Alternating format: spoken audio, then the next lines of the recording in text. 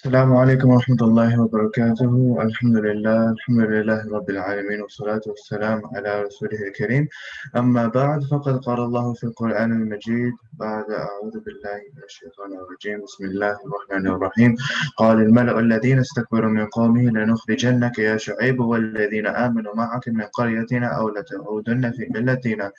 قال أولا كنا كارهين. The chiefs of his people who were arrogant said, O Shu'aib, we will expel you and those who believe with you from our town, or you shall have to return to our faith. He said, even if we hate it. قد افترينا على الله كذبا إن عدنا في ملتكم بعد إذ نجانا الله منها وما يكون لنا أن نعود فيها إلا أن يشاء الله ربنا وسع ربنا كل شيء علما على الله توكلنا ربنا افتح بيننا وبين قومنا بالحق وأنت خير الفاتحين. We will be forging a lie against Allah if we were to turn to your faith after Allah has saved us from it. It is not for us that we turn to it unless Allah, our Rabb, so wills.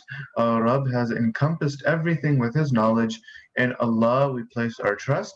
Our Rabb, decide between us and our people with truth, and you are the best of all judges.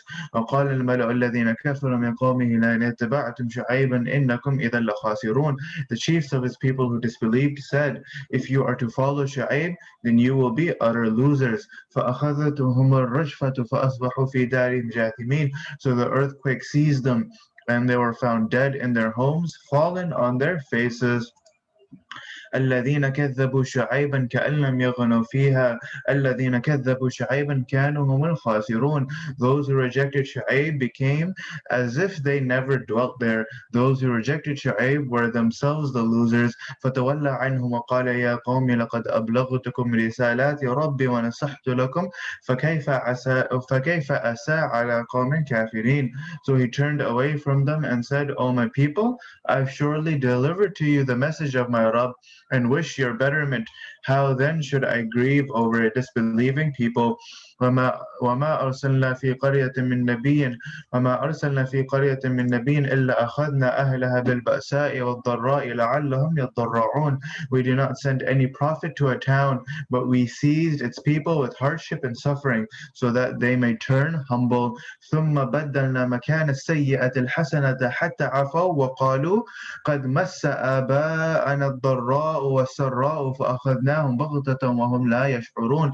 Thereafter we substituted good in place of evil until they increased, and said, hardship and prosperity came to our fathers too. Then we seized them suddenly while they were not aware. So this ayah refers to a general practice that was adopted by Allah subhanahu wa ta'ala before subjecting a people to the divine scourge. And because of their refusal to accept the message of Rasulullah and the other prophets as well.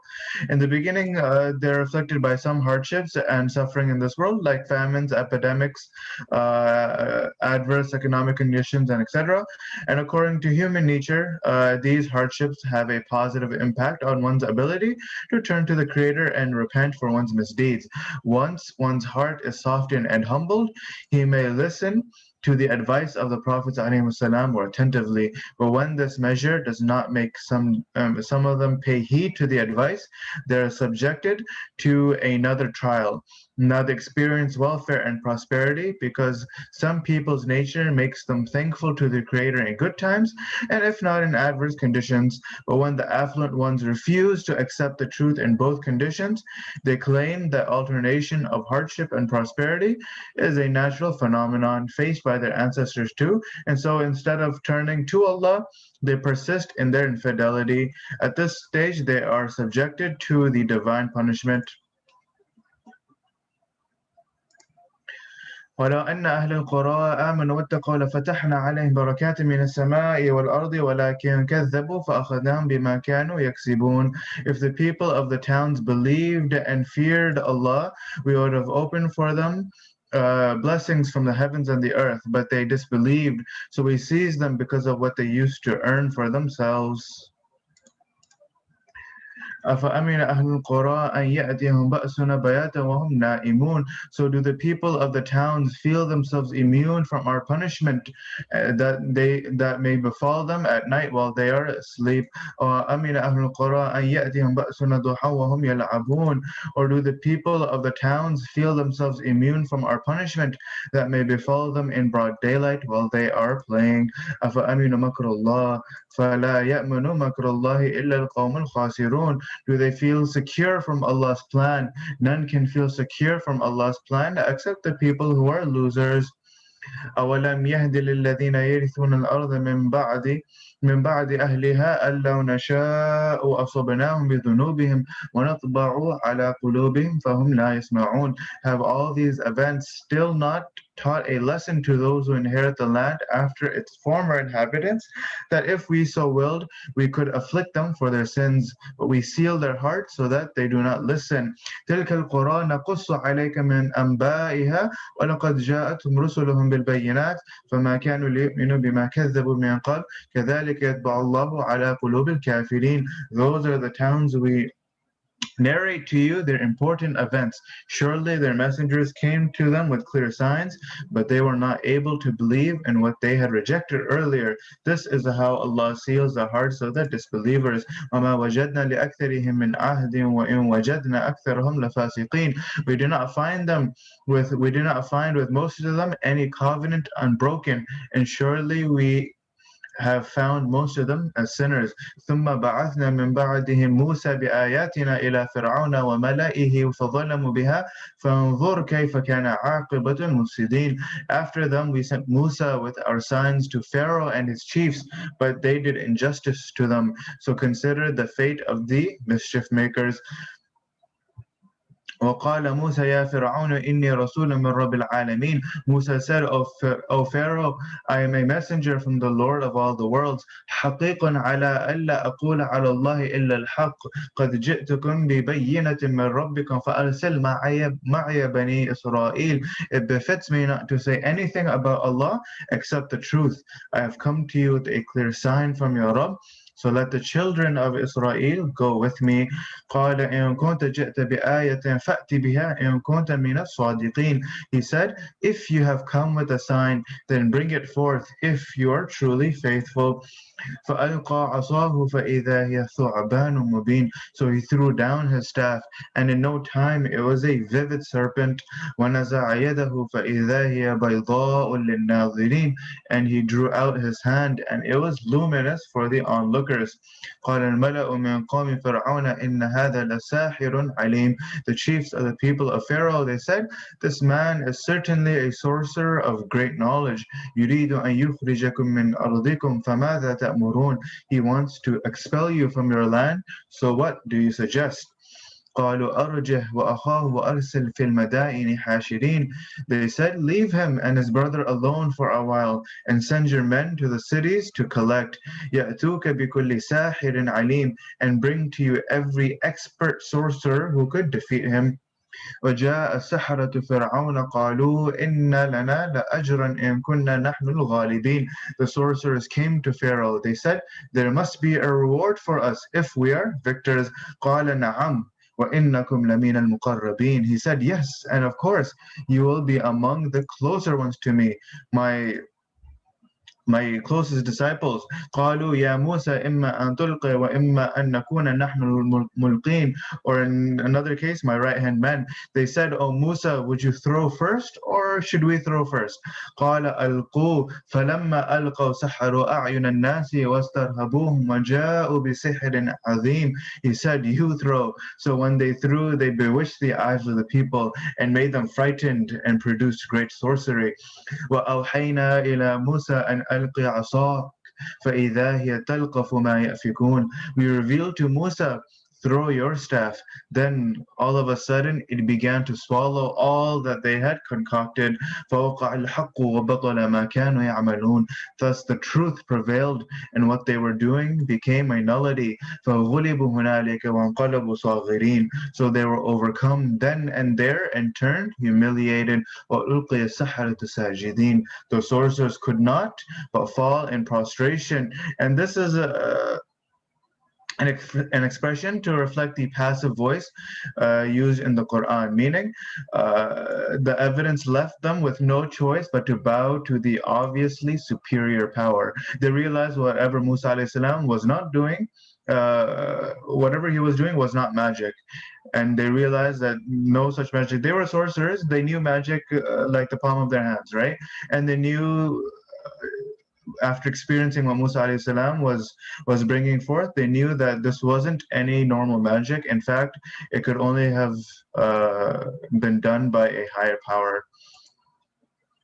قالوا آمنا برب العالمين رب موسى وهارون. They said, we believe in the Lord of the worlds, the Lord of Musa and Harun. قال فرعون آمنتم به قبل أن آذن لكم إن هذا لمكر مكرتموه في المدينة لتخرجوا منها أهلها فسوف تعلمون. Pharaoh said, you have believed in him before my permission. Undoubtedly this is a plot you have designed in the city so that you may expel its people from it. Now you shall know its end.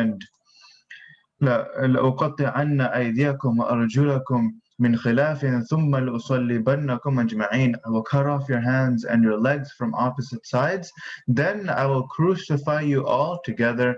قالوا إنا إلى ربنا منقلبون. They said, we have surely to return to our Lord. وما تنقم منا إلا أن آمنا بآيات ربنا لما جاءتنا ربنا أفرغ علينا صبرا وتوفنا مسلمين. For what fault would you punish us, except that we have believed in the signs of our Rabb when they appear to us? O our Rabb, pour out patience upon us and cause us to die as Muslims, those who submit to you. وقال الملأ من قوم فرعون أتذر موسى وقومه ليفسدوا في الأرض ويذرك وآلهتك قال سنقتل أبناءكم ونستحيي نساءهم وإن فوقهم قاهرون. The chiefs of the people of Pharaoh, they said, shall you leave Musa and his people free to spread disorder in the land and to abandon you and your gods? He said, we shall slaughter their sons and let their women remain alive. We have full power over all of them. قال موسى لقومه استعينوا بالله واصبروا إن الأرض لله يورثها من يشاء من عباده والعاقبة للمتقين. Musa said to his people, seek help from Allah and be patient. Surely the land belongs to Allah. He lets whomsoever he wills inherit it from among his servants, and the end result is in favor of the God-fearing. قالوا أوذينا من قبل أن تأتينا ومن بعد ما جئتنا قال عسى ربكم أن يهلك عدوكم ويستخلفكم في الأرض فينظر كيف تعملون. They said, we were persecuted before you came to us and after you have come to us. He said, hopefully your Rabb will destroy your enemy and make you successors in the land, and then he will see how you act. وَلَقَدْ أَخَذْنَا آلَ فِرْعَوْنَ بِالسِّنِينَ وَنَقْصٍ مِّنَ الثَّمَرَاتِ لَعَلَّهُمْ يَذَّكَّرُونَ. And we seized the people of Pharaoh with years of famine and poor production of fruits, so that they may learn a lesson. فإذا جاءتهم الحسنة قالوا لنا هذه وإن تصبهم سيئة يطيروا بموسى ومن معه ألا إنما طائرهم عند الله ولكن أكثرهم لا يعلمون. And when good times came to them, they said, this is our right. And if an evil touched them, they took it as an ill omen of Musa and those with him. Listen, their ill omens lie only with Allah, but most of them do not know. وَقَالُوا مَهْمَا تَأْتِنَا بِهِ مِنْ آيَةٍ لِتَسْحَرَنَا بِهَا فَمَا نَحْنُ لَكَ بِمُؤْمِنِينَ. They said, whatever sign you bring to us to enchant us with, we are not going to believe you. فأرسلنا عليهم الطوفان والجراد والقمل والضفادع والدم آيات مفصلات فاستكبروا وكانوا قوما مجرمين. So we sent upon them the storm of locusts and lice and frogs and blood as signs distinct from each other, yet they showed arrogance and they were a guilty people. So there were different signs of Allah's displeasure with them, sent one after the other to serve as warnings against a greater punishment that might befall them if they persisted in their disbelief and in their misdeeds. So to begin with, they experienced a furious storm. Then locusts were sent to destroy their crops. Lice or pests were created in abundance to afflict men and livestock. Frogs were found everywhere, which made their life miserable. And blood used to be present in their water and edibles. Each time they faced a hardship from one of these signs, they requested Musa a.s. to pray to Allah to remove it. But when it was removed, they attributed to sorcery of Musa a.s. and then another sign was sent to them from above. ولما وقع عليهم الرجز قالوا يا موسى ادع لنا ربك بما عهد عندك لئن كشفت عنا الرجز لنؤمنن لك ولنرسلن معك بني إسرائيل. Whenever a scourge befell them, they said, O Musa, pray for us to your Rabb by the covenant he has made with you. If you remove the scourge from us, we will truly believe in you, and we will send the children of Israel with you. فَلَمَّا كَشَفْنَا عَنْهُمُ الرِّجْزَ إِلَىٰ أَجْلٍ هُمْ بَالِغُوهُ إِذَا هُمْ يَنكُثُونَ. But when we removed the scourge from them for a term they had to reach, in no time they started to break their promise. فانتقمنا منهم فأغرقناهم في اليم بأنهم كذبوا بآياتنا وكانوا عنها غافلين. Then we subjected them to retribution and drowned them in the sea because they rejected our signs and were neglectful of them. وأورثنا القوم الذين كانوا يستضعفون مشارق الأرض ومغاربها التي باركنا فيها وتمت كلمة ربك الحسنى على بني إسرائيل بما صبروا ودمرنا ما كان يصنع فرعون وقومه وما كانوا يعرشون. We caused those people who were deemed to be weak, the Israelites, to inherit the east and the west of the land that we had blessed, and the sublime word of your Rabb was fulfilled for the children of Israel because they stood patient, and we destroyed what Pharaoh and his people used to build and what they used to raise high. وَجَاوَزْنَا بِبَنِي إِسْرَائِيلَ الْبَحْرَ فأتوا على قوم يعكفون على أصنام لهم قالوا يا موسى اجعل لنا إلها كما لهم آلهة قال إنكم قوم تجهلون إن هؤلاء متبر ما هم فيه وباطل ما كانوا يعملون. We made the children of Israel cross the sea. Then they came across a people sitting in devotion before their idols. They said, O Musa, make a god for us like they have gods. He said, you are really an ignorant people. What these people are engaged in is sure to be destroyed, and false is what they are doing. قال غير الله أبغيكم إلها وهو فضلكم على العالمين. He said, shall I seek anyone other than Allah as a God for you, while He has given you excellence over the people of all the worlds? وإذ أنجيناكم من آل فرعون يسومونكم سوء العذاب يقتلون أبناءكم ويستحيون نساءكم وفي ذلكم بلاء من ربكم عظيم. Remember when we delivered you from the people of Pharaoh who inflicted grievous torment upon you, slaughtered your sons and left your women alive. In all that there was a great trial from your Rabb. ووعدنا موسى 30 ليلة وأتممناها ب10 فتم ميقات ربه 40 ليلة. وقال موسى لأخيه هارون اخلفني في قومي وأصلح ولا تتبع سبيل المفسدين. And we made an appointment with Musa for 30 nights. Then we supplemented them with another 10. So the total period fixed by his Rabb was 40 nights. Musa said to his brother Harun, take my place among my people and keep things right, and do not follow the way of mischief makers. So when the Israelites they acquired safety and were about to start their life as an independent nation, they asked Musa alayhi salam to give them a religious law that they could follow. So on this request, Allah subhanahu wa ta'ala called Musa alayhi salam to the Mount of Tur to sit in devotion for 40 nights. Originally, he was asked to stay there for 30 nights, but for reasons that are best known to Allah subhanahu wa ta'ala, the term was extended for another 10 days to make a total of 40 nights or 40 days. During this period, Musa alayhi salam devoted himself to acts of worship. He would fast and he would meditate and so on and so forth. And this was required to develop spiritual qualities that would enable him to receive the book of Allah and to act upon it.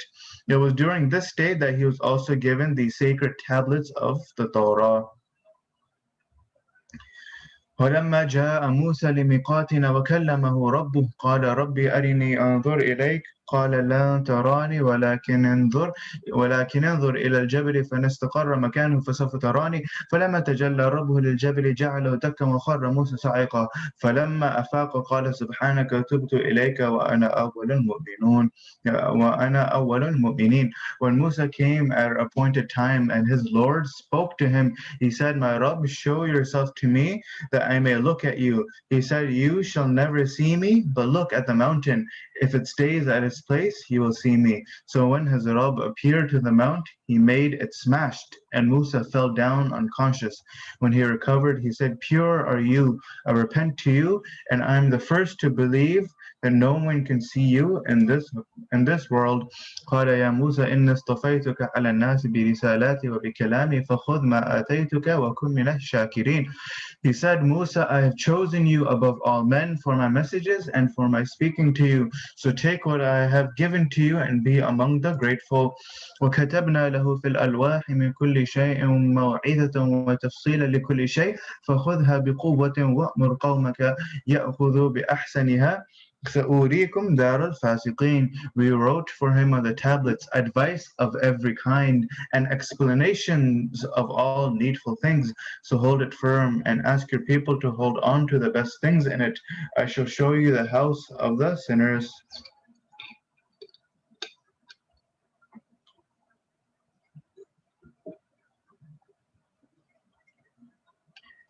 So this is the good news that was given to the Israelites, that they will conquer the lands of Syria, Palestine, and the area around it.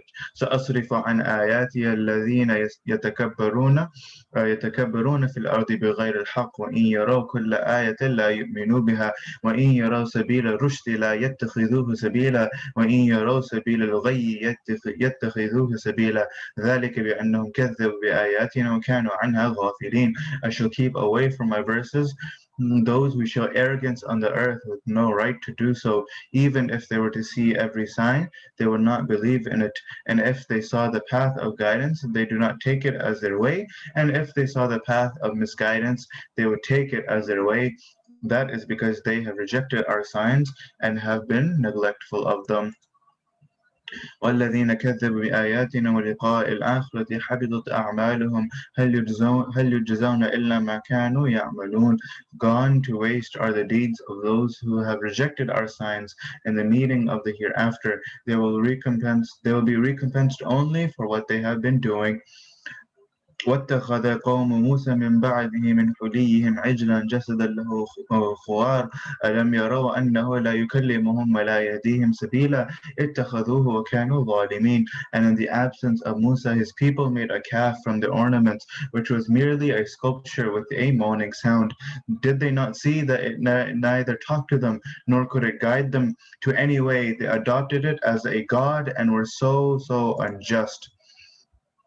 So this will be mentioned later on as well. The sorcerer, his name was Samiri, and he made the image of a calf out of the ornaments of the Israelites, and it was a hollow sculpture. And Samiri carved it in a way that when air passed through the hollow passage, a moaning sound was heard from its mouth. So he invited the people to worship it as a god, and the Israelites, they started to take it as such.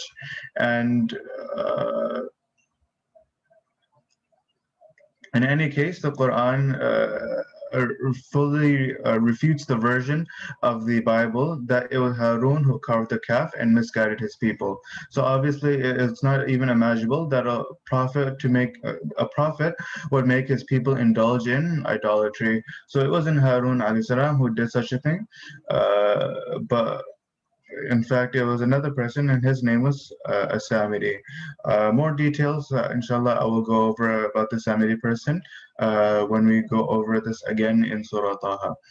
فلما رجع موسى إلى قومه غضبان أسفا ولما سقط في أيديهم ورأوا أنهم قد ضلوا قالوا لئن لم يرحمنا ربنا ويغفر لنا لنكونن من الخاسرين. When they became remorseful and saw that they had gone astray, they said, if Allah shows no mercy to us and does not forgive us, we shall certainly be among the losers. ولما رجع موسى إلى قومه غضبان أسفا قال بئس ما خلقتموني من بعدي أعجلتم أمر ربكم وألقى الألواح وأخذ برأس أخيه يجره إليه قال ابن أم إن القوم قال ابن إن القوم استضعفوني وكادوا يقتلونني فلا تشمت بالأعداء ولا تجعلني مع القوم الظالمين.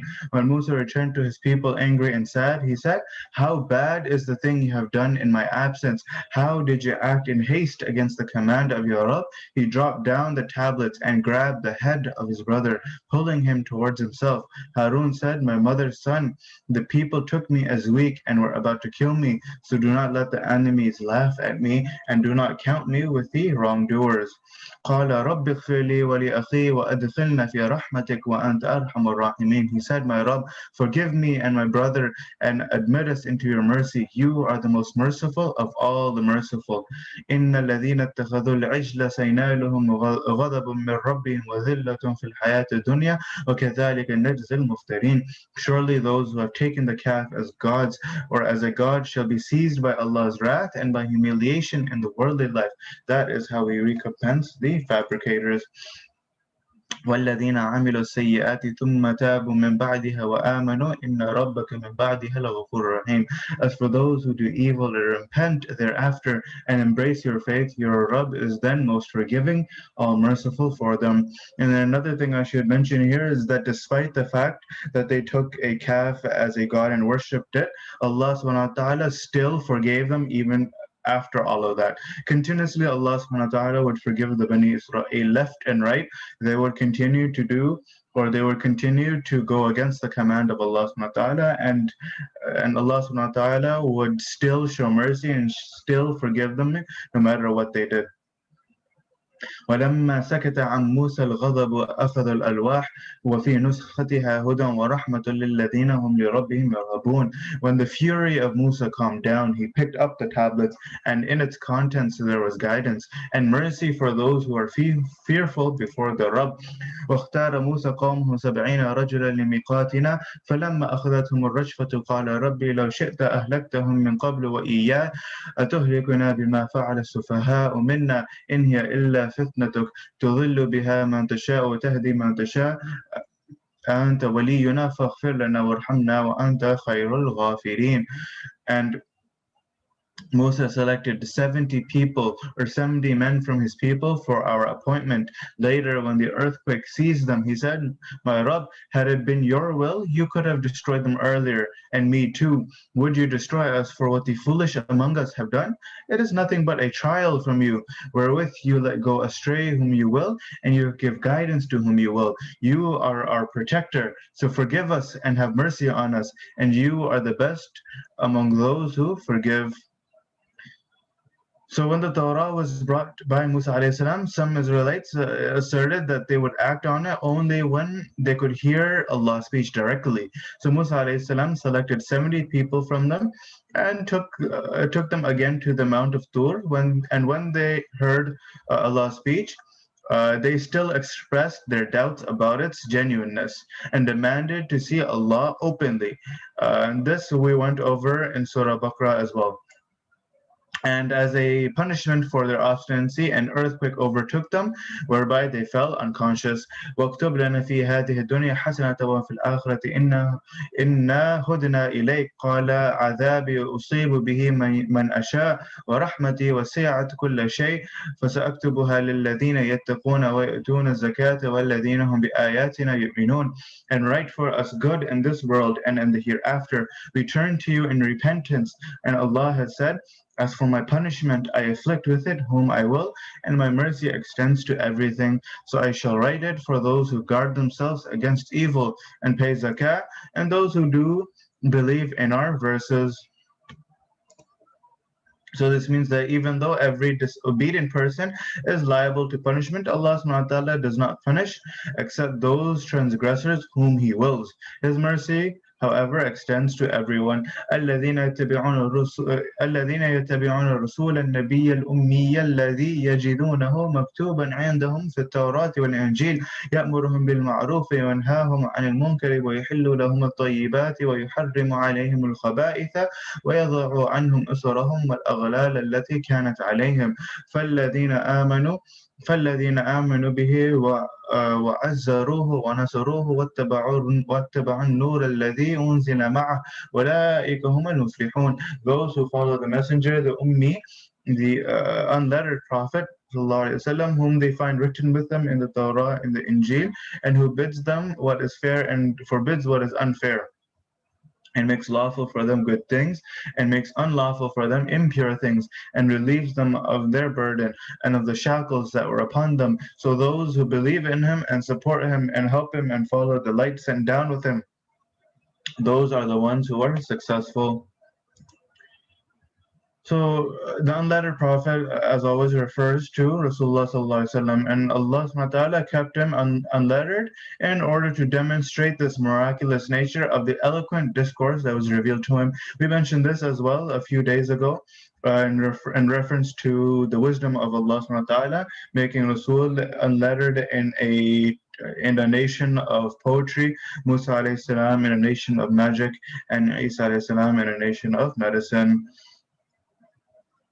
In any case, when Musa alayhi salam prayed for Allah's mercy for his people, Allah subhanahu wa ta'ala granted the prayer, though he deemed it fit to explain that a full demonstration of his mercy will be forthcoming in the regard of the ummah of Rasulullah sallallahu alaihi wasallam, because he would be sent to the whole of humankind and not only to a particular nation. So in this context, some characteristics of his sharia have been spelt out in the verse. And the next part of the ayah refers to the prophecies made in earlier divine books like the Torah and the Injil, where the advent of Rasulullah was already written down. In some cases, there are still to this day some mentions in the Bible as well about these prophecies. And the next part of the last part of the ayah refers to the burden and the shackles, refers to the stern religious laws that were imposed on the Israelites as a punishment for their rebellious attitude.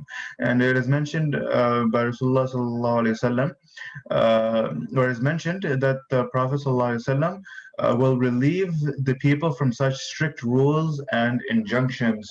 SubhanAllah, in the religion of Judaism, or in Musa alayhi salam's religion, the laws and the rules were very, very strict. And the only reason these laws were strict was because the people, the Israelites, Bani Israel, they were constantly disbelieving, or they kept turning away, and as such they were imposed, or very strict rules were imposed upon them. In terms of Christianity, or Isa alayhi salam, when he brought down his rules, they weren't too strict. And as the years went on, it got less and less, or it got more and more lenient. And then Islam, when it came down in moderation. It wasn't too strict, nor was it too lenient. And thereby, Islam always preaches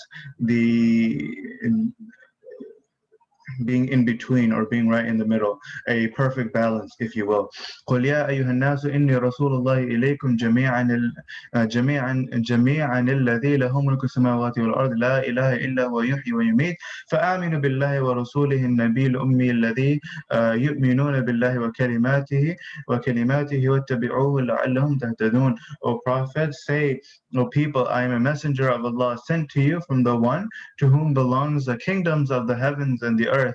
There is none worthy of worship besides him. He gives life and brings death. So believe in Allah and his messenger, the Ummi, the unlettered prophet, who believes in Allah and in his words, and follow him so that you may find the right path.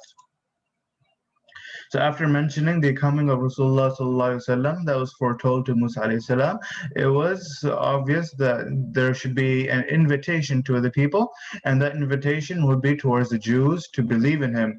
And this verse is therefore the logical conclusion that someone should make uh, about or regarding what was said to Musa alayhi salam. وَمِنْ قَوْمِ مُوسَى أُمَّةٌ يَهْدُونَ بِالْحَقِّ وَبِهِ يَعْدِلُونَ. Among the community of Musa, there are people who guide with truth and do justice thereby. Now this refers to the Israelites who remained faithful to the original version that was brought down, or the original version of their deen, the original version of their religion. It's coined the Mosaic religion and fully obedient to the genuine Torah. And history bears out that a small group among the Israelites never deviated from their genuine religion.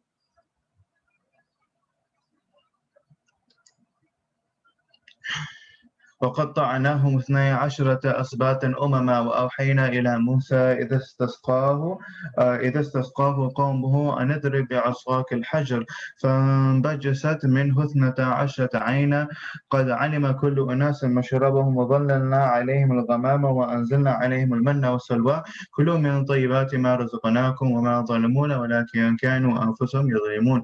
And we divided them into 12 tribes and separate communities, and revealed to Musa when his people asked him for water, strike the rock with your staff, then 12 springs gushed forth from it. Each tribe came to know their drinking place. We shaded them with the shadow of the clouds, and we sent down to them manna and salwa. Eat of the good things we have provided you, and they did us no harm. Rather, they have been harming their own selves.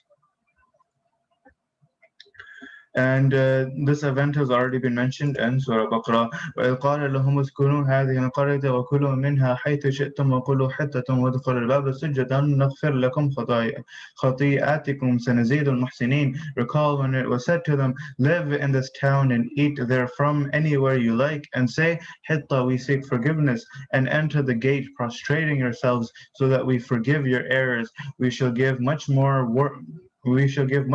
to those who are good in their deeds. فبدل الذين ظلموا منهم قولا غير التي قيل لهم فأرسلنا عليهم رجزا من السماء بما كانوا يظلمون. But those of them who were unjust substituted another word for that one that was said to them. So we sent down upon them a scourge or punishment from the heavens because they had been transgressing. وَاسْأَلْهُمْ عَنِ الْقَرْيَةِ الَّتِي كَانَتْ حَاضِرَةَ الْبَحْرِ إِذْ يَعْدُونَ فِي السَّبْتِ إِذْ تَأْتِيهِمْ حيتانهم يوم سبتهم شرعا ويوم لا يسبتون لا تأتيهم كذلك نبلوهم بما كانوا يفسقون.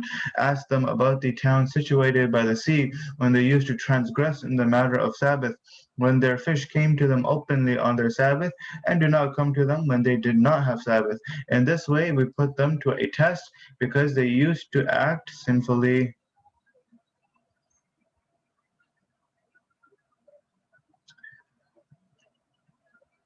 So this was mentioned before, but a Sabbath means Saturday, which is prescribed for the Israelites as a sacred day to be devoted for worship. Any business or economic activities were prohibited for them on that day. And a group of them living near a seashore violated the prohibition by going for fishing. For that purpose, they invented at first some clever pretenses, but gradually they started doing it openly. And as a punishment, they were changed into apes and swine. And this part or this story also belongs to the time of Dawud alayhi salam.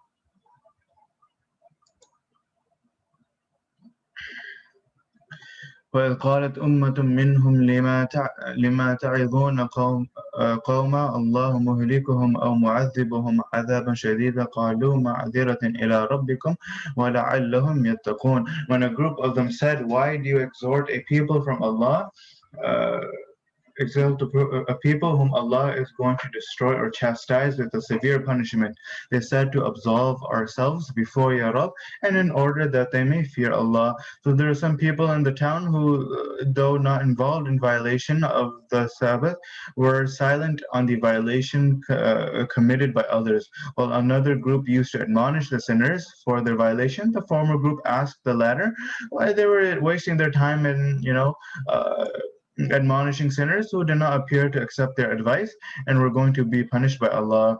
So, in answer to them, the latter group mentioned two objectives for their preaching. Firstly, they wished to absolve themselves before Allah by fulfilling their obligation to call their people to the right path. And secondly, they did not lose hope in their fellow citizens who might fear Allah and abstain or eventually abstain from their sinful acts. These people were saved from the divine punishment, while others were subjected to punishment. And there are three important lessons that we should take from these ayat. The first one is not sufficient for a Muslim to abstain from evil himself. One is duty bound to admonish others and try his or her best to eradicate evil from society, meaning that you should not become complacent in your way of life if you are not sinning at all, and you think that just living a peaceful, quiet life and not spreading deen, da'wah, and trying to help others. Uh, if you think that that is extra, you should know that that is actually the standard. Secondly, a preacher should perform his duty to absolve himself before his creator, whether or not his efforts bear fruit. Again, someone who's giving da'wah should continue to make da'wah even though no one is following or no one is turning with him. And it just seems as if he talks for endless hours a day and trying to give dawah, but no one is listening. But it is again a duty of us Muslims for us to do such acts. And third, a preacher should not lose hope in his audience, despite their negative attitude, and should go on preaching on the assumption that at least some of them might accept the message. So suppose you have an audience of 1,000 people and you give this 1,000 people dawah and 999 people turn away except for one person. And then you know that your efforts were not wasted.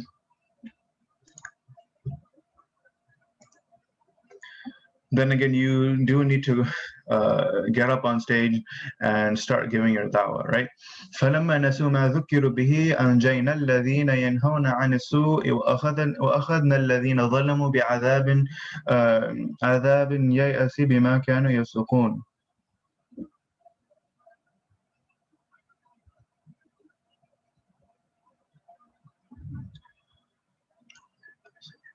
So when they forgot the advice they were given, we saved those who used to forbid evil and seized those who transgressed with a bitter punishment because they had been disobeying. فَلَمَّا عَتَوْا عَمَّا نُهُوا عَنْهُ قُلْنَا لَهُمْ كُونُوا قِرَادَةً خَاسِئِينَ. When they persisted in doing what they were forbidden from, we said to them, become apes, debased. So some so-called modernists question the possibility of turning human beings into apes and swine. Apart from the fact that it amounts to questioning Allah's encompassing power, modernists, in fact, are too ready to swallow without batting an eyelid. The most unfounded notions, only if they come from our culture of the West. So this is like in regards to a Darwin's speculation that all the apes have evolved into man. So many people are ready to believe such a statement, but are not ready to believe the fact that Allah subhanahu wa ta'ala was able to turn these people into apes. وإذ تأذن ربك ليبعثن عليهم إلى يوم القيامة من يسومهم سوء العذاب إن ربك لسريع العقاب وإنه لغفور رحيم. Recall when your Rabb declared that he would surely keep sending to them till the day of judgment those who inflict on them evil chastisement. Certainly your Rabb is swift in punishing, and certainly he is the most forgiving, all merciful. This is a warning for the Jews who, given their rebellious attitude, will be subjected continually to persecution by other people until Yom al-Qiyamah. History bears out that throughout centuries they have been subjected to humiliating persecutions at the hands of different rulers. Obviously, the verse does not imply that they will never enjoy a peaceful life at any time. Rather, the meaning behind this ayah is that they will continue to face persecution till Yom al-Qiyamah in different phases of history, and intervals of relative peace are not contrary to this statement. And I'm sure that everyone here can at least think of one ruler in mind that humiliated the Jews not too long ago. وَقَطَّعْنَاهُمْ فِي الْأَرْضِ أُمَمًا مِنْهُمُ الصَّالِحُونَ وَمِنْهُمْ دُونَ ذَلِكَ وَبَلَوْنَاهُمْ بِالْحَسَنَاتِ وَالسَّيِّئَاتِ لَعَلَّهُمْ يَرْجِعُونَ. We divided them on the earth as separate communities. Some of them were righteous while some others were otherwise. We tested them with good and bad times so that they might return. فَخَلَفَ مِنْ بَعْدِهِمْ خَلْفٌ وَرِثُوا الْكِتَابَ يَأْخُذُونَ عَرَضَ هَذَا الْأَدْنَى ويقولون سيغفر لنا وإن يأتيهم عرض مثله يأخذوه ألم يؤخذ عليهم ميثاق الكتاب ألا يقولوا على الله إلا الحق ودرسوا ما فيه والدار الآخرة خير للذين يتقون أفلا تعقلون. Then after them came a generation that inherited the book, opting for the mundane stuff of this world and saying, we shall be forgiven. But if there comes to them similar stuff, they would opt for it. Again, was not the covenant of the book taken from them that they should not say anything but the truth about Allah? They learnt what it had contained. Certainly the last abode is better for those who fear Allah. Have you then no sense? والذين يمسكون بالكتاب وأقاموا الصلاة إنا لا نضيع أجر المصلحين. Those who hold fast to the book and establish salah, we shall never let the reward of such righteous people go to waste. And this means that they used to change the rules of Torah according to the wishes and desires of the people that would take bribes from them. And they carelessly observed that they would be forgiven by Allah. But when they were offered bribes, they were all too ready to accept it again and to commit the same crime of distorting the Torah.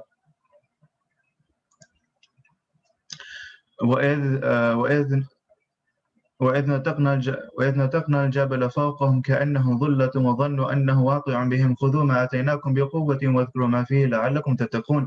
When we raised the mountain over them as though it were a canopy and they thought it was falling upon them, we said, adhere firmly to what we have given you and remember what is therein so that you may become God-fearing. وَإِذْ أَخَذَ رَبُّكَ مِنْ بَنِي آدَمَ مِنْ ظُهُورِهِمْ ذُرِّيَّتَهُمْ وَأَشْهَدَهُمْ عَلَى أَنفُسِهِمْ أَلَسْتُ بِرَبِّكُمْ قَالُوا بَلَى شَهِدْنَا أَنْ تَقُولُوا يَوْمَ الْقِيَامَةِ إِنَّا كُنَّا عَنْ هَذَا غَافِلِينَ. Remember when your Rabb brought forth their progeny from the loins of the children of Adam and made them testify about themselves by asking them, am I not your Rabb? They said, of course you are. We testify. We did so, lest you should say on Yawm al-Qiyamah, we were unaware of this. So this is the description of the initial promise or the covenant that was taken from all human beings before they would be sent to the world. And Allah subhanahu wa ta'ala assembled the souls of all of humanity or come to this world till the end of time or till Yawm al-Qiyamah. And after giving them necessary faculties to understand and take a decision, ask them whether they testify that Allah is a creator whom they should obey. All of them testified and undertook to remain obedient to him, although there are some people who assert that they still remember this event. It is true that it did not remain in the conscious memory of the majority of human beings.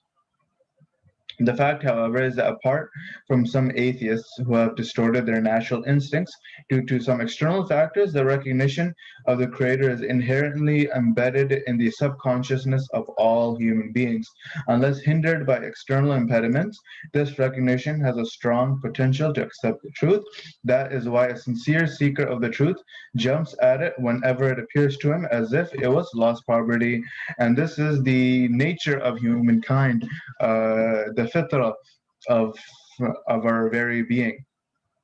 أو تقول إنما أشرك آباؤنا من قبل وكنا ذرية من بعدهم أفتهلكنا بما فعل المبطلون. Or you should say it was our forefathers who associated partners with Allah and we were their progeny after them. Would you then destroy us on account of what they erroneous did?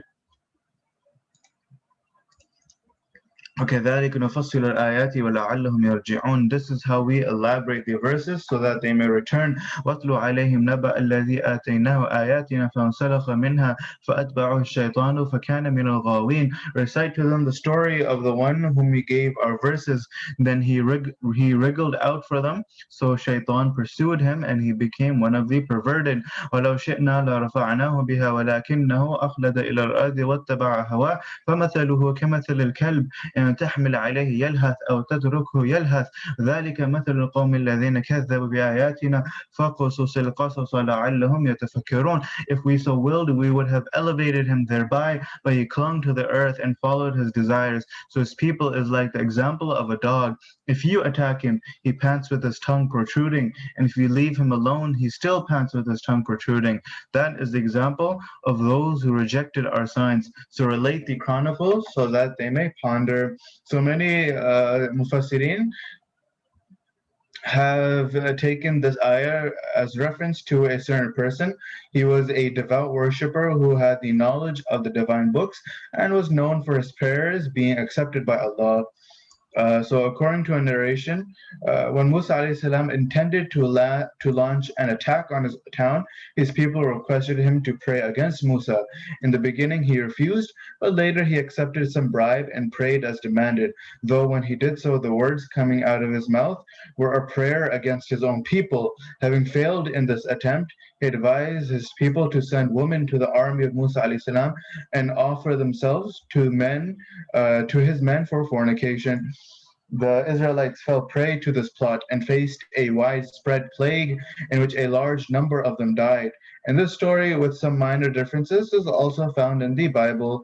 And since in the Quran, and there is no mention of any particular person, or in regards, there's no name that is particularly mentioned, we can't say with certain if the story is meant to be here. But the basic purpose, however, is to warn the people who, despite having the knowledge of a divine book, deviate from its teachings in pursuit of mundane benefits.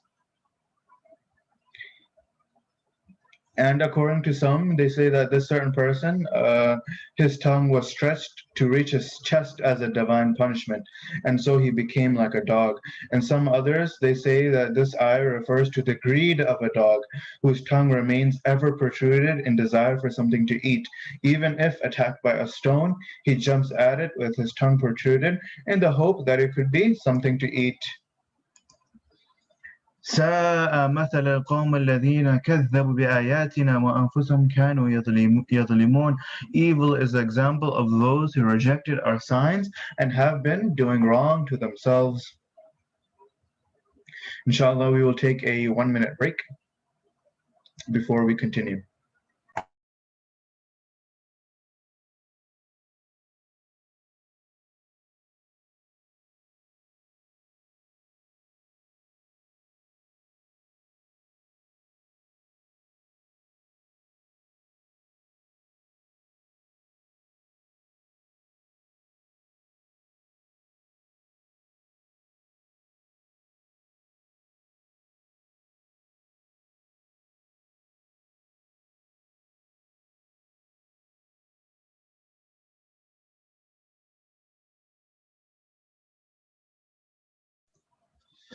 All right, 1 minute, just enough time for me to drink all the water I have. من يهد الله فهو المهتد ومن يضلل فأولئك هم الخاسرون. The one whom Allah gives guidance is the one on the right path. As for those whom Allah lets go astray, those are the losers.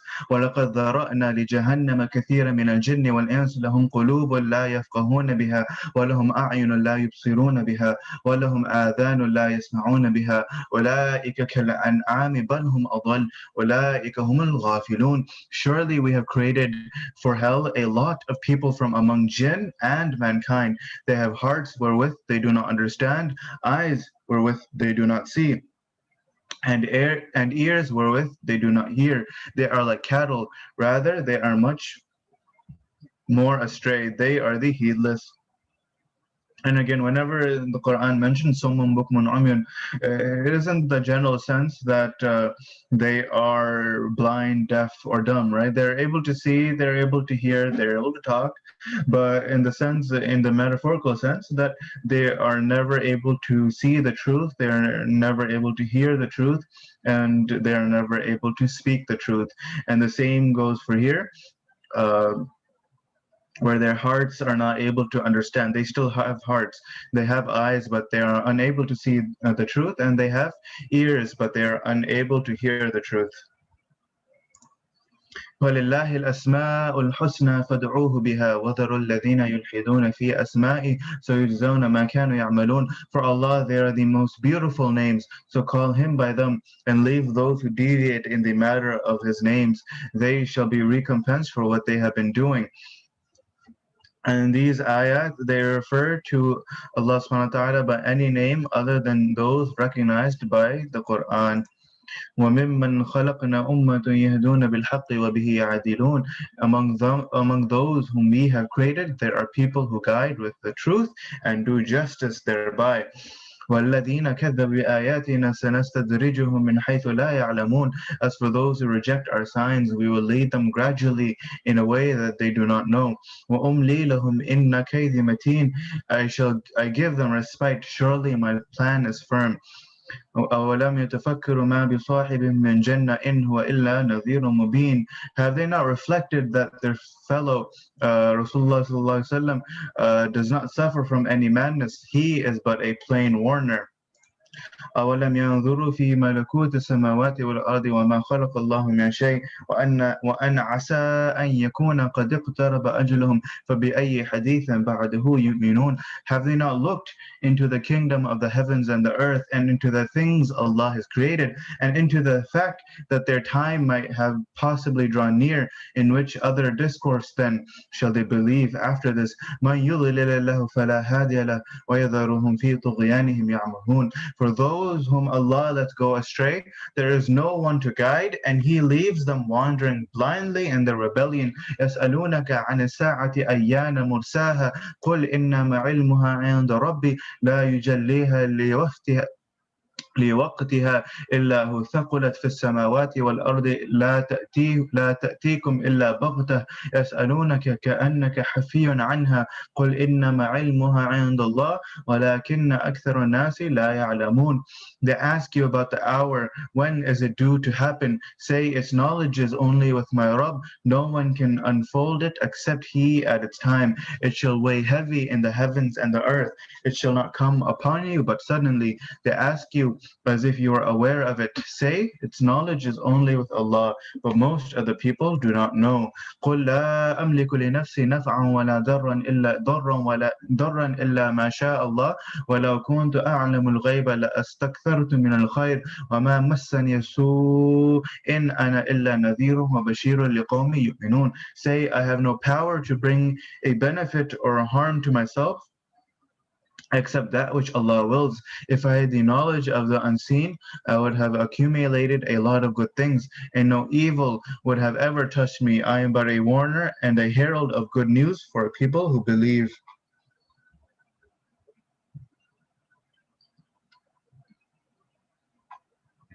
هو الذي خلقكم من نفس واحدة وجعل منها زوجها ليسكن إليها فلما تغشاها حملت حملا خفيفا فمرت به فلما أثقلت دعوا الله ربهما لئن أتيتنا صالحا لنكونن من الشاكرين. He is the one who has created you from a single soul, and out of him he created his wife so that he may find comfort in her. So when he covers her with himself, she carries a light burden and moves about with it.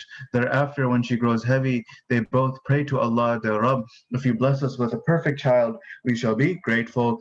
فلما آتاهما صالحا جعل له شركاء فيما آتاهما فتعالى الله عما يشركون.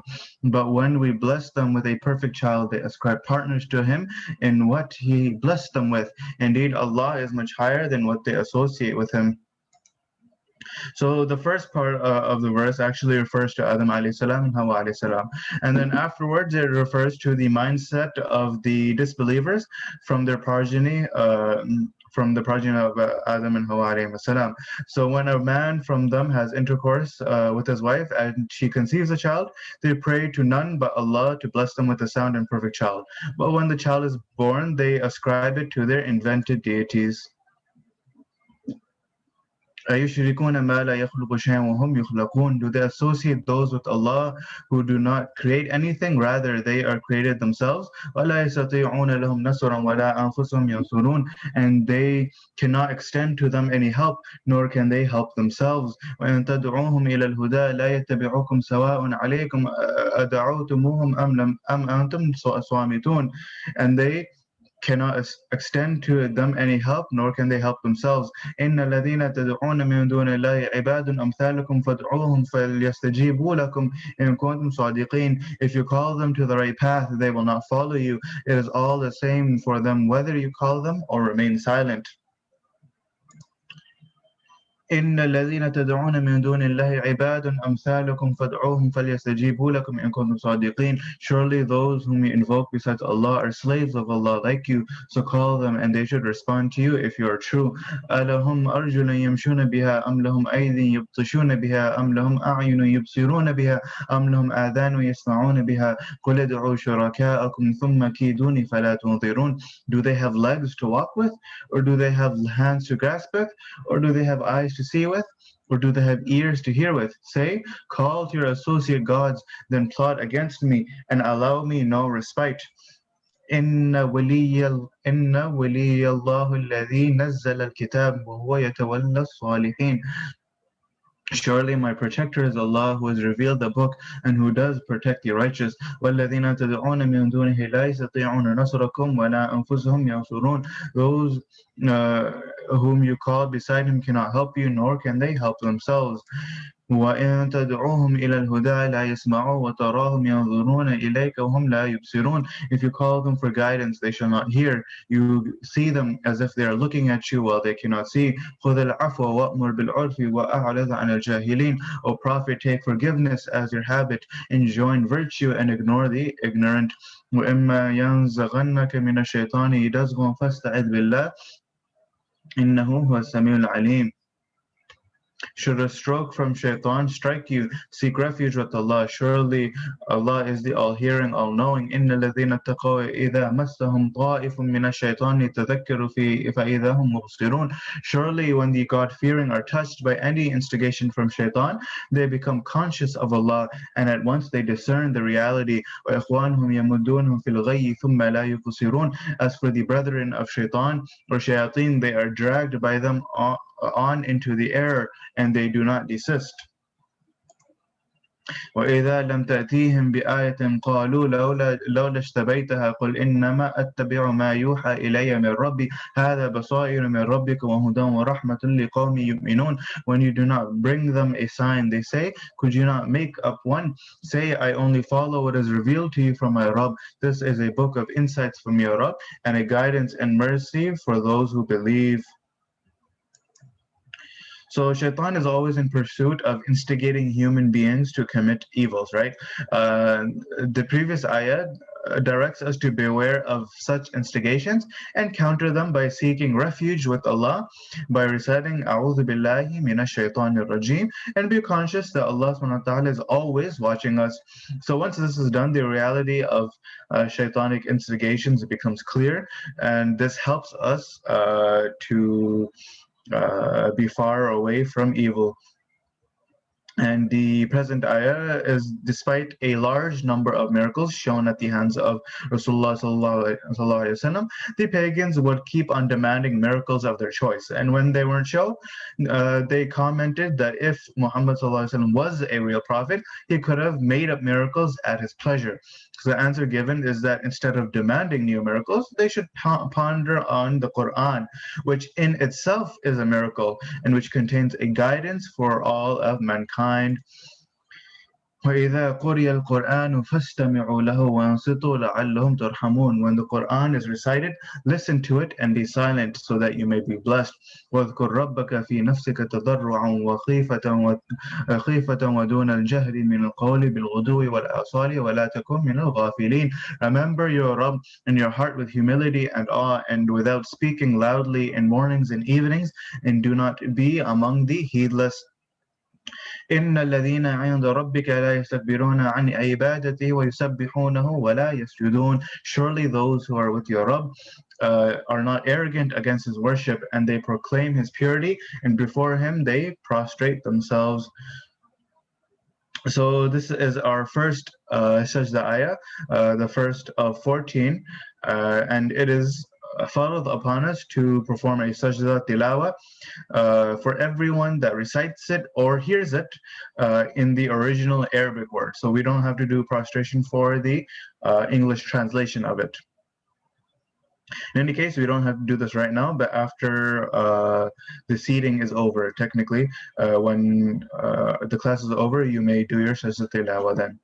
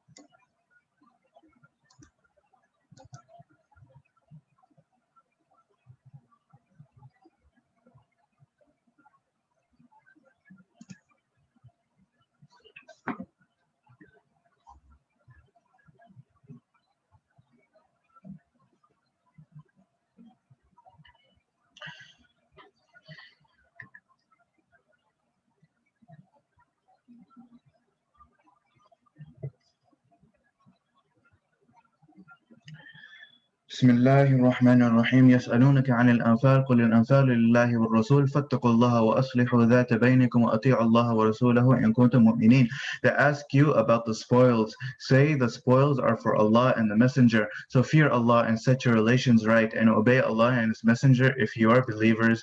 So when the pagans, they fled away from the battle of Badr, a group of the Sahaba radiallahu anhum ajma'in, they went after them, and another group remained with the Prophet sallallahu alaihi wasallam to guard him against the possible attack from an enemy. So a third group started collecting the spoils of war and was under the impression that the spoils belonged to them, to the exclusion of all the others. The former two groups claimed that they too are entitled to receive a share from the spoils because they equally participated in the battle, and could not participate in collecting the spoils because they had other obligations in chasing the enemy or guarding the Prophet. So the question was placed before Rasulullah sallallahu alaihi wasallam, and the present verse was revealed to clarify that the spoils belong to Allah, who has empowered Rasulullah sallallahu alaihi wasallam to distribute it according to His command. And the Prophet sallallahu alaihi wasallam distributed these spoils equally among all those who participated in the battle, and all of them were then pleased with the decision. إنما المؤمنون الذين إذا ذكر الله وجلت قلوبهم وإذا تليت عليهم آياته زادتهم إيمانا وعلى ربهم يتوكلون. Certainly the believers are those whose hearts are filled with awe when the name of Allah is mentioned, and when His verse are recited to them, it makes them more developed in faith, and in their Rabb they place their faith. الذين يقيمون الصلاة ومما رزقناهم ينفقون. They are those who establish salah and give away from what we have given to them. ومغفرة أولئك هم المؤمنون حقا لهم درجات عند ربهم ومغفرة ورزق كريم. Those are the believers in reality. For them there are high ranks with the Rabb and forgiveness and dignified provision. كما أخرج ربك من بيتك بالحق وإن فريقا من المؤمنين لكارهون. It is like when your Rabb made you leave your home for the sake of truth, while a group from the believers were averse to it. So that is as you disputed at first instance in the matter of spoils, but when Allah's decision was implemented, it was proved to be equitable and better for you. Likewise, a group from you was averse to fighting with the army of Quraysh, but when they surrendered to Allah's will, they witnessed its good results with their own eyes. And at the ending of the ayah refers to the initial intent of Rasulullah sallallahu alaihi wasallam when leaving his home was to attack the caravan of Abu Sufyan, as is established by the next verse. And the many hadith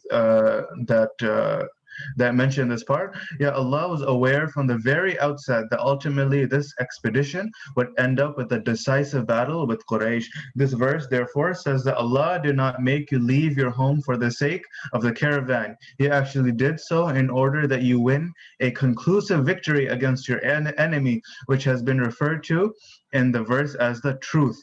But when the Muslims who were initially under the impression that they were leaving for an easier mission of attacking the caravan were confronted with an unexpected advance of the army of Quraysh, some of them were reluctant to face it with such a small number of people and such a deficient equipment that might have been sufficient to attack a caravan, but not for a formal battle with such a huge army.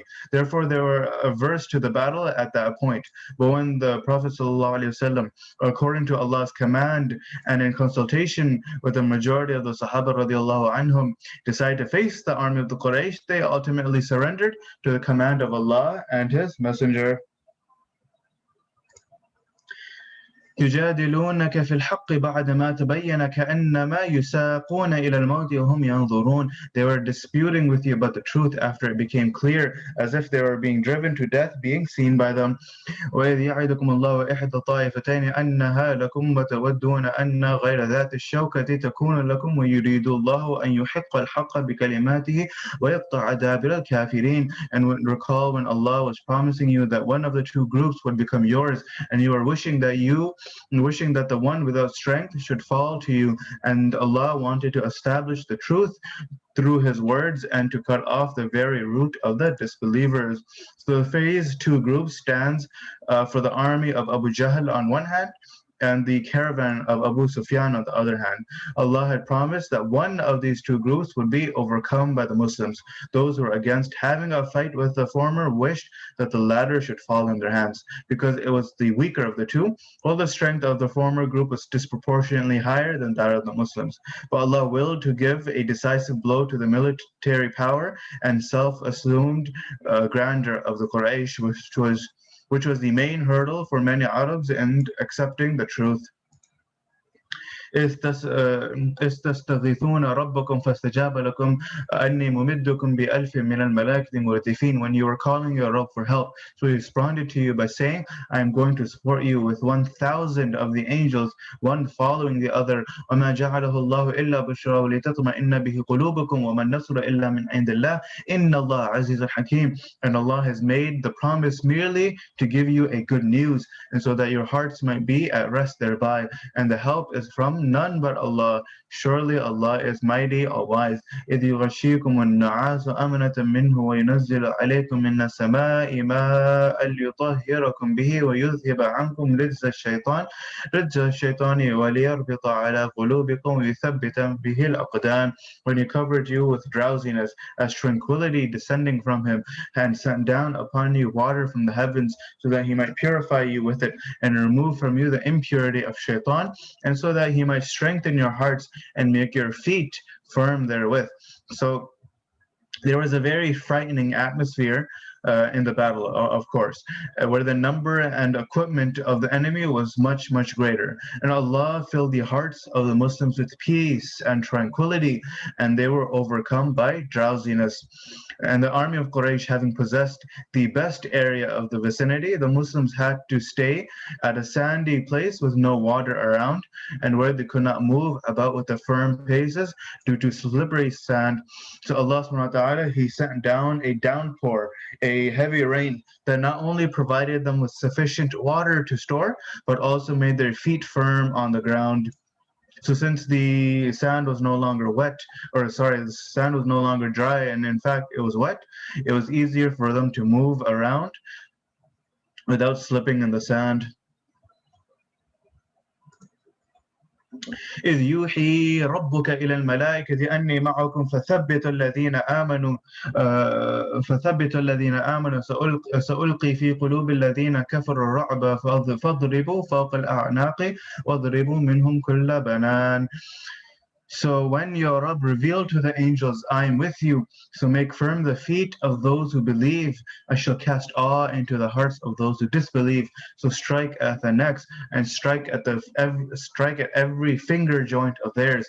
ذلك بأنهم شاقوا الله ورسوله ومن يشاقق الله ورسوله فإن الله شديد العقاب. That is because they were hostile to Allah and His Messenger, and whoever becomes hostile to Allah and His Messenger, then Allah is severe at punishment. ذلكم فذوقوه وأن الكافرين عذاب النار وأن للكافرين عذاب النار. That is what you have to taste, and for the disbeliever is the further punishment of the fire. يا أيها الذين آمنوا إذا لقيتم الذين كفروا زحفا فلا تولوهم الأدبار. O you who believe, when you face the disbelievers in a battle, do not turn your backs to them. ومن يوليهم يومئذ دبره إلا متحرفا لقتال أو متحيزا إلى فئة فقد باء بغضب من الله ومأواه جهنم وبئس المصير. Whosoever turns his back to them on such a day, unless it is for a tactic in the battle or to join a company, turns with wrath from Allah, and his abode is Jahannam, and it is an evil place to return. فَلَمْ تَقْتُلُوهُمْ وَلَكِنَّ اللَّهَ قَتَلَهُمْ وَمَا رَمَيْتَ إِذْ رَمَيْتَ وَلَكِنَّ اللَّهَ رَمَى وَلِيُبْلِيَ الْمُؤْمِنِينَ مِنْهُ بَلَاءً حَسَنًا إِنَّ اللَّهَ سَمِيعٌ عَلِيمٌ. So it is not you who killed them, but in fact Allah has killed them. And you did not throw when you threw, but Allah did throw, so that He might bless the believers with a good favor. Surely Allah is all hearing, all knowing. And this is the case in where Rasulullah had thrown a handful of dust and pebbles towards the enemy in the battle of Badr. And these pebbles reached the eyes of the enemy and caused panic amongst them. ذلكم وأن الله موهن كيد الكافرين. موهن كيد الكافرين. Apart from them, Allah is the one who frustrates the device of the disbelievers. In إن تستفتحوا فقد جاءكم الفتح وإن تنتهوا فهو خير لكم وإن تعودوا نعد ولا تغني عنكم فئتكم شيئا ولا كثرت وأن الله مع المؤمنين. O unbelievers or disbelievers, if you are looking for a decision, the decision has come upon you, and if you give up, it is better for you, and if you repeat it, we shall repeat, and your people shall not suffice you at all, even though they are many in number, and Allah is with the believers. يا أيها الذين آمنوا أطيعوا الله ورسوله ولا تولوا عنه وأنتم تسمعون. O you who believe, obey Allah and His Messenger, and do not turn away from Him when you listen to Him. ولا تكونوا كالذين قالوا سمعنا وهم لا يسمعون. And do not be like those who believe, we have listened while they do not listen.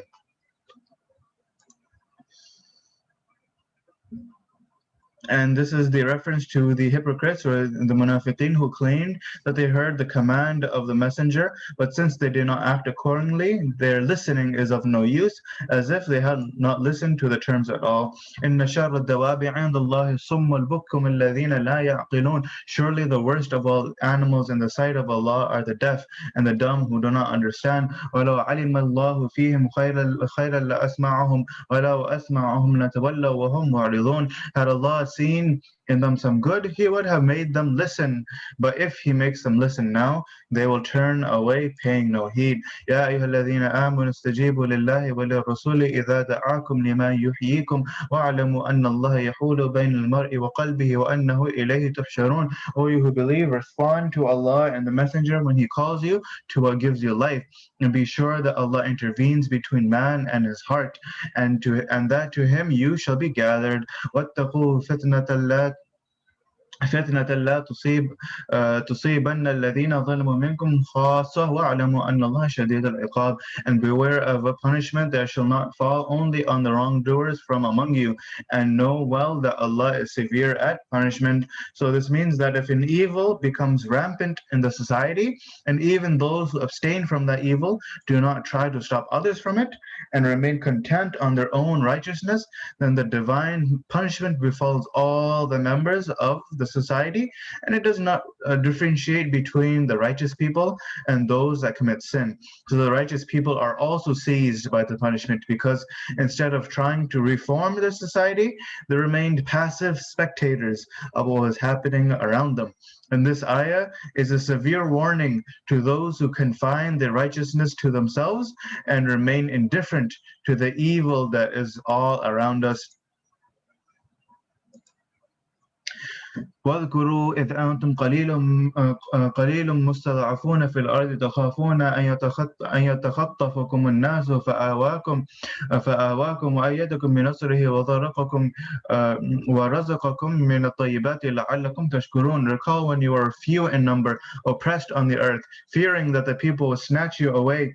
Then He gave you shelter and fortified you with His support and provided you with good things, so that you may be grateful. يا أيها الذين آمنوا لا تخونوا الله والرسول ولا وتخونوا أماناتكم وأنتم تعلمون. O you who believe, do not betray the trust of Allah and the Messenger, and do not betray your mutual trust while you know. وَاعْلَمُوا أَنَّمَا أَمْوَالُكُمْ وَأَوْلَادُكُمْ فِتْنَةٌ وَأَنَّ اللَّهَ عِنْدَهُ أَجْرٌ عَظِيمٌ. Be aware that your wealth and your children are but a trial, and that with Allah there is a great reward.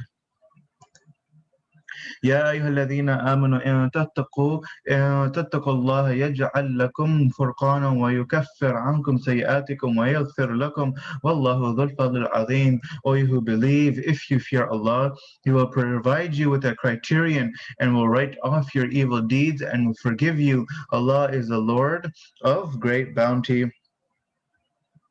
وإذ يمكر بك الذين كفروا ليثبتوك أو يقتلوك أو يخرجوك ويمكرون ويمكر الله والله خير الماكرين. And recall when the disbelievers were conspiring against you to hold you as a captive or to kill you or to expel you. They were planning, and Allah was planning, and Allah is the best of planners. So this was a reference to the council of the pagans that was convened by the Quraysh, where different suggestions were discussed to prevent Rasulullah ﷺ from migration and further propagating his message. So some of them proposed that he should be arrested and detained in a house until he dies. Some others suggested that he should be banished from the city, and both proposals were ruled out by the majority. So finally, they agreed on the proposal that a band of young men selected from different tribes should be used to kill him. All preparations that were made accordingly, and the youth selected for the purpose besieged his house to execute their evil plan. But Allah frustrated their plan by providing Rasulullah ﷺ a miraculous opportunity to come out of the home unharmed, and then he managed to leave the city of Mecca and migrated to Medina. وإذا تتلى عليهم آياتنا قالوا قد سمعنا لو نشاء لقلنا مثل هذا إن هذا إلا أساطير الأولين. When our verses are recited to them, they say, we have heard. If we wish, we can compose a discourse like this. It is not but the tales of the ancient people. So from this ayah and the following ayat, the meaning is that one of the participants of the council that was just mentioned, claimed that he might compose a type of writing or literature the same way that the Quran is written. So when confronted by the challenge of the Quran, this challenge was made in the Quran in Surah Baqarah, he resorted to another line of argumentation, claiming that if the Quran is true, then Allah should subject the disbelievers to a heavenly punishment. And then later on in the 33rd ayah responds that a general and unusual punishment cannot be sent upon them because of two reasons. First, because of the presence of Rasulullah in their midst, and secondly, because they used to see forgiveness from Allah during tawaf by saying Ghufranak. And although because of their disbelief, this prayer of theirs was not acceptable to absolve them of the punishment from the hereafter, it was still acceptable in terms of the extent of the dunya. So therefore, they will not be subjected to an unusual divine punishment. However, the ayah after that, we'll go over it in just a bit, warns them that Allah's avoidance from such a punishment does not mean that they do not deserve any punishment at all. In fact, they do deserve it, and therefore they would be subjected to a lighter punishment in this world by famines, etc., and by being killed in disgrace during their battles with the Muslims. And they would also be subjected to the ultimate punishment in the hereafter. In any case, the members of the Quraysh, they used to be proud of being the custodians and caretakers of the sacred mosque, and presumed that this custodianship would save them from punishment. It will be mentioned in just a bit that they were not the competent and rightful custodians of the mosque, firstly because they were not God-fearing, secondly because instead of facilitating the acts of worship in the mosque, they prevented people from such acts whenever they willed, and thirdly because their own worship in the mosque was no more than whistling and clapping, which is more like having fun and than offering a serious and sincere worship.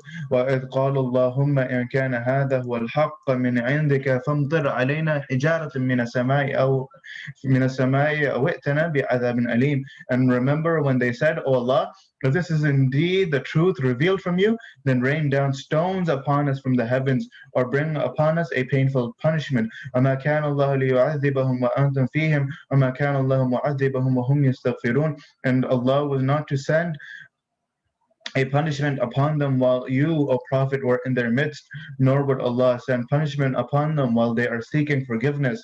And that forgiveness was mentioned as a forgiveness for punishment in the dunya, but not from the hereafter. وَمَا لَهُمْ أَلَّا يُعَذِّبَهُمُ اللَّهُ وَهُمْ يَصُدُّونَ عَنِ الْمَسْجِدِ الْحَرَامِ وَمَا كَانُوا أَوْلِيَاءَ إِنْ أَوْلِيَاؤُهُ إِلَّا الْمُتَّقُونَ وَلَكِنَّ أَكْثَرَهُمْ لَا يَعْلَمُونَ.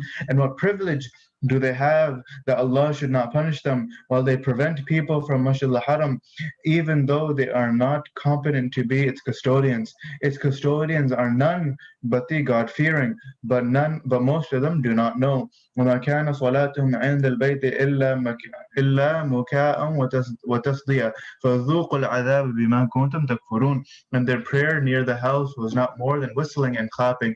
So taste the punishment because you used to believe. إن الذين كفروا ينفقون أموالهم ليصدوا عن سبيل الله فسينفقونها ثم تكون عليهم حسرة ثم يغلبون والذين كفروا إلى جهنم يحشرون. Surely those who disbelieve spend their wealth to prevent people from the way of Allah, so they shall spend it, then it will become remorse for them, then they shall be overpowered, and those who disbelieve shall be gathered into Jahannam. So this ayah refers to the contributions the pagans had collecting for waging war against the Muslims.